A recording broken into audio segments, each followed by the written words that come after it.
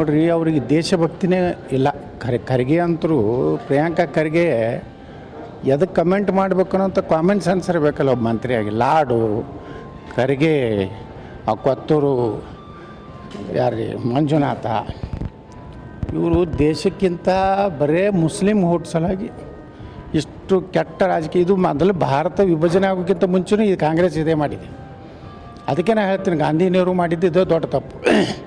ನಮ್ಮ ದೇಶ ವಿಭಾಗ ಆಗಬೇಕಾದ್ರೆ ಅಂಬೇಡ್ಕರ್ ಅವ್ರ ಮಾತು ಕೇಳಿದರೆ ಈ ದೇಶದಲ್ಲಿ ಇಂಥ ಪರಿಸ್ಥಿತಿನೇ ನಿರ್ಮಾಣ ಆಗ್ತದೆ. ಅಂಬೇಡ್ಕರ್ ಅವಾಗ ಹೇಳಿದ್ರು, 42 ಹೇಳ್ಯಾರ, ಭಾರತ ಪಾಕಿಸ್ತಾನ ಡಿವೈಡ್ ಮಾಡಬೇಕಾದ್ರೆ ನೀವು ಮುಸ್ಲಿಮರನ್ನ ಅಲ್ಲಿ ಕಳಿಸ್ರಿ, ಅವ್ರು ಎಂದೂ ನಿಮ್ಮ ಜೋಡ ಸಜ್ಜ ಇರೋದಿಲ್ಲ ಅಂತ ಹೇಳ್ಯಾರ. ಯಾವಾಗ 42 ಭವಿಷ್ಯ ನೋಡಿದಾರೆ. ಅದು ದುರ್ದೈವನಂದ್ರೆ ಈ ಗಾಂಧಿ ನೆಹರು ಮಾಡಿದ ದುರಂತ ಏನಂದ್ರೆ, ಒಂದು ಕಡೆ ಸರ್ದಾರ್ ವಲ್ಲಭಭಾಯಿ ಪಟೇಲ್ ಹೇಳ್ತಾರೆ, ಮೊದಲು ಪಾಕಿಸ್ತಾನ ಬೇಕು, ನಾವು ಮುಸ್ಲಿಮರು ಈ ಹಿಂದೂಗಳ ಜೊತೆಗೆ ಜೀವನ ಮಾಡಲಿಕ್ಕೆ ಆಗೋದಿಲ್ಲ ಅಂಥೇಳಿ ಮೊಹಮ್ಮದ್ ಅಲಿ ಜಿನ್ನಾ ಒತ್ತಾಯ ಮಾಡಿದ. ಭಾರತ ಪಾಕಿಸ್ತಾನ ಎರಡು ಆಗ್ತಾ ಹೋಗ್ತ ನಿರ್ಣಯ ಆದಮೇಲೆ, ರೆಸೊಲ್ಯೂಷನ್ ಆದಮೇಲೆ, ಇಲ್ಲೂರು ಮುಸ್ಲಿಮರು ನಾವು ಇಲ್ಲೇ ಇರ್ತೀವಿ, ನಾವು ಹಿಂದೂಗಳ ಜೊತೆಗೆ ಅಂತಂಬರಂಗಿರ್ತೀವಿ ಒಂದು ನಾಟಕ ಚಾಲು ಮಾಡಿದ್ವಿ. ಇದಕ್ಕೇ ವಲ್ಲಭಭಾಯಿ ಪಟೇಲ್ ಹೇಳಿದರು, ಪಾಕಿಸ್ತಾನ ಒಡಿಕ್ಕಿಂತ ಮುಂಚೆ ಇವರು ಮಾತಾಡೋದು ಬೇರೆ ಇತ್ತು, ಒಡೆದ ಮೇಲೆ ಮತ್ತೆ ಭಾರತದಲ್ಲಿ ಇರ್ತೀವಿ. ಇದೇ ದೊಡ್ಡ ಸಮಸ್ಯೆ ಭಾರತಕ್ಕಿರೋದು. ಅದರಲ್ಲಿ ಇವತ್ತು ಇಡೀ ಜಗತ್ತು ಮೆಚ್ಚಲಾಕತ್ತದ. ಅಮೇರಿಕಾದ ಒಬ್ಬ ರಕ್ಷಣಾ ಇಲಾಖೆ ಒಬ್ಬ ಹಿರಿಯ ಅಧಿಕಾರಿ, ಭಾರತದ ಮೊನ್ನೆ ಪಾಕಿಸ್ತಾನ ಮೇಲಿನ ಇವನು ವಾರ ಇದೆ, 100% ಭಾರತದ ಎಲ್ಲ ಅಸ್ತ್ರಗಳೇನದಾವೆ, ಬ್ರಹ್ಮೋಸ್ ಇರ್ಬೋದು, S-400 ಇರ್ಬೋದು, ಇವೆಲ್ಲನೂ ಕರಾರುವಕ್ಕಾಗಿ ಕೆಲಸ ಮಾಡಿದ್ರಿಂದ ಇವತ್ತು ಬ್ರಹ್ಮೋಸ್ಗೆ ಸುಮಾರು 17 ರಾಷ್ಟ್ರಗಳಿಂದ ಬೇಡಿಕೆ ಬಂದದ. ಮೇಡ್ ಇನ್ ಇಂಡಿಯಾ ಏನು ಮೇಕ್ ಇನ್ ಇಂಡಿಯಾ ನಮ್ಮ ಪ್ರಧಾನಮಂತ್ರಿಗಳು ಮಾಡಿದ್ರಲ್ಲ, ಬ್ರಹ್ಮೋಸನೇ 17 ರಾಷ್ಟ್ರದವ್ರು ಇವತ್ತು ಡಿಮಾಂಡ್ ಮಾಡಕತ್ತಾರೆ. ಆ ದುರ್ದೈವಿ ಖರ್ಗೆಗೆ, ಲಾಡಿಗೆ, ಈ ಲಾಡಂತರೂ ನನಗಂತರೂ ಮರಾಠ ತನ್ಸಲಾಗೈತಿ. ಕಡೆ ಹೇಳಿಕೆ ನೋಡಿದ್ರೆ ಏನು ಅಫ್ಜಲ್ ಖಾನ್ನಂಗೆ ಮಾತಾಡ್ತಾನೆ ನಾವು. ಶಿವಾಜಿ ಮಹಾರಾಜರ ಒಂದು ಪವಿತ್ರವಾದಂಥ ಒಂದು ಧರ್ಮ ಮರಾಠ ಸಮಾಜ. ಇವು ಇಂಥವ್ರು ಅಯೋಗ್ಯರು ಬರೀ ಓಟಿನ ಸಲುವಾಗಿ ದೇಶದ ಎಲ್ಲನೂ ಇವತ್ತು ನಮ್ಮ ಸೈನಿಕರ ಬಗ್ಗೆ ಹಗುರವಾಗಿ ಮಾತಾಡ್ತಾರೆ. ಅವರು ಹೆಂಡ್ರು ಮಕ್ಕಳು ಬಿಟ್ಟು ಅವರು ಇಲ್ಲೆಲ್ಲ ಬಿಟ್ಬಿಟ್ಟು ಅಲ್ಲಿ ದೇಶದ ರಕ್ಷಣೆಗೆ ಹೋಗ್ತಾರಲ್ರಿ, ಇವ್ರು ಇಲ್ಲಿ ಕೂತು ಮಾತಾಡ್ತಾರೆ. ಖರ್ಗೆಯವ್ರದ್ದು ಏನು ಕಾಂಟ್ರಿಬ್ಯೂಷನ್ ಐತೆ ದೇಶಕ್ಕೆ ಹೇಳ್ರಿ ನೋಡೋಣ. ಖರ್ಗೆಯವ್ರು ಮನಸ್ಸು ಮಾಡಿದರೆ ಗುಲ್ಬರ್ಗದ ಎಲ್ಲ ದಲಿತರಿಗೆ ಒಂದು ಒಳ್ಳೆ ಮನೆ ಕಟ್ಕೊಡ್ಬೋದು, ಅಷ್ಟು ಲೂಟಿ ಮಾಡ್ಯಾರ ಈ ದೇಶ. ಇವತ್ತು ದೇಶದ ಬಗ್ಗೆ ಏನು ಮಾತಾಡೋ ನೈತಿಕತೆ ಐತಿ? ಪ್ರಿಯಾಂಕಾ ಖರ್ಗೆ ಅಂತೂ ಏನೂ ಗೊತ್ತಿಲ್ಲ. ಯೌವನ, ಅಧಿಕಾರ, ಹಣ 3 ಸೇರಿಬಿಟ್ಟಿದೆ ಆ ಗಿರಕಿಗೆ. ಅದಕ್ಕೆ ಇವ್ರಿಗೇನು ಇವ್ರು ಜನನೇ ಬುದ್ಧಿ ಕಲಿಸ್ಬೇಕು. ಈಗ ಕಾಶ್ಮೀರ ಬಾರ್ಡ್ರಿಗೆ ಪ್ರಧಾನಿ ಹೋಗೋದಕ್ಕೆ ಟೀಕೆ ಮಾಡ್ತಿದ್ದಾರೆ ಸರ್. ಹೋಗ್ತಿದ್ರೆ ಈಗ ಇವ್ರಿಗೆ ಹೋಗಿ ಬಾತ್ ಹೇಳ್ರಿ. ಅವ್ರಿಗೆ ಕಾಶ್ಮೀರ ಬಾರ್ಡ್ರಿಗೆ ರಾಹುಲ್ ಗಾಂಧಿ, ಸೋನಿಯಾ ಗಾಂಧಿಗೆ ಹೋಗಿ ಬಾತ್ ಹೇಳ್ರಿ, ಖರ್ಗೆಗೆ ಹೋಗಿ ಬಾತ್ ಹೇಳ್ರಿ. ಎಷ್ಟು ರಿಸ್ಕ್ ಇರ್ತದೆ. ನಾನು ಹೋಗಿ ಬಂದೀನಿ ಅಲ್ಲಿ ಒಮ್ಮೆ, ನಾನು ಮಂತ್ರಿ ಇದ್ದಾಗ. ಭಾಳ ರಿಸ್ಕ್ ಇರ್ತದೆ.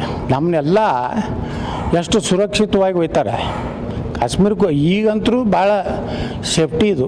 ಪ್ರಧಾನಿ ಮೋದಿಯವ್ರು ಬಂದ ಮೇಲೆ ನಾವು ವಾಜಪೇಯಿ ಕಾಲದಾಗ ಕಾಶ್ಮೀರಕ್ಕೆ ಶ್ರೀನಗರಕ್ಕೆ ಹೋಗ್ಲಿಕ್ಕೆ ಆಗ್ತದಿಲ್ಲ. ನಾವೊಂದು ಕಮಿಟಿ ಮೀಟಿಂಗ್ ಹೋಗಿದ್ದೀವಿ. ಇಡೀ ನಮ್ಮ ಸುತ್ತಮುತ್ತಲು ಮಿಲ್ಟ್ರಿ ಮತ್ತು ಪೊಲೀಸರು ಇದ್ದರು.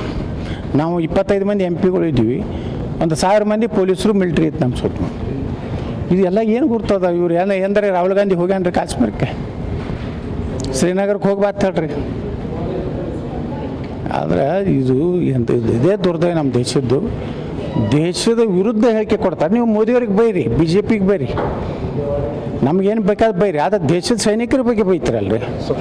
ನಿಮ್ಮ ಪ್ರಧಾನಿ ಒಪ್ಕೊಂಡಿದ್ದಾರೆ, ನಿನ್ನೆ ಒಪ್ಕೊಂಡ್ರೆ ಪ್ರಧಾನಮಂತ್ರಿ. ಅಲ್ಲಿದೆ ಇಲ್ಲ ನಮ್ಮದು ಅವ್ರ ಅಟ್ಯಾಕ್ ಆಗಿದೆ, ನಮ್ಮ ವಾಯುನೆಲೆ ಮೇಲೆ ಅಟ್ಯಾಕ್ ಆಗಿದೆ. ಅದು ಬ್ರಹ್ಮೋಸ್ ವಿತ್ ಪ್ರೂಫ್ ಅದಾವೆ.